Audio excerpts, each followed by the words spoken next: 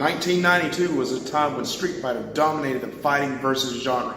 Midway Games stepped into the ring with their own franchise. I personally remember when the news covered the game for all the violence, but what stuck out in my mind about the game was ninjas, ninjas, ninjas, and later on, robots. You've already guessed it by now, I am talking about Mortal Kombat. Hi, my name is Travis, and on this episode of Save Toys, we'll be going over to the review booth and looking at my Mortal Kombat collection.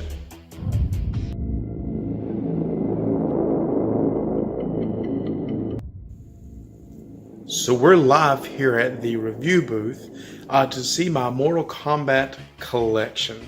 I've been so excited about doing this episode for a while. I've got a few Mortal Kombat things over the years that I've been wanting to share with the channel.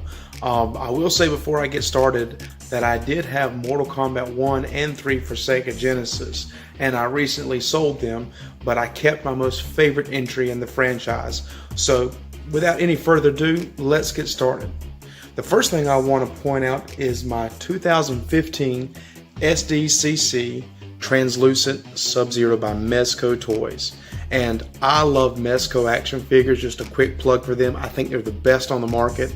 I have a couple Wolverines and a Batman and this beautiful piece right here by Mezco. So I'm just personally, I love that company the best personally. So anyway, I'm not going to take it out of the package because the package was just too beautiful to do that. I am an opener. I consider myself that. I open figures from time to time to check out their articulation, to pose them, but sometimes you get an action figure that looks so good in the package. It's like the package is a part of the action figure.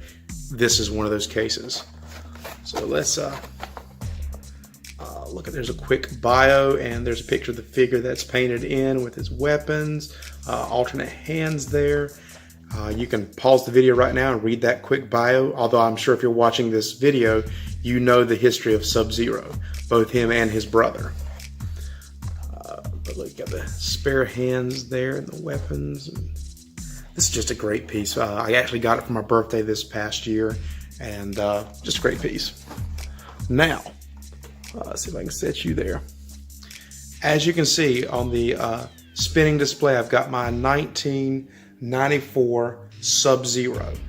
This is a great figure, and I just stopped the turntable with the other figure. Let's see if we get started again. There we go. I actually picked this up recently on eBay. It was a good find. I know you can find them all the time there for about $20 a piece. Sub-Zero and Scorpion. Smoke can be a little bit more pricier, especially if you find him in the package. I think if you find him loose, he's about the same price. But I found the Sub-Zero and I wanted it. He's my second favorite Mortal Kombat character. My first favorite is this guy right here. This was an awesome pickup. Still sealed in the package.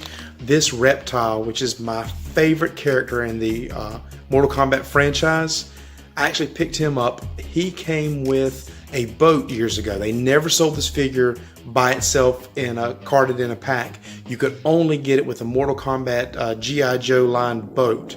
And I found this on eBay, still sealed from the package years ago inside that box that it came in with all his weapons, and got a really good deal. The seller was really good to me on there, and that's one of my most favorite action figures in my collection. It's up there in the top 5, definitely.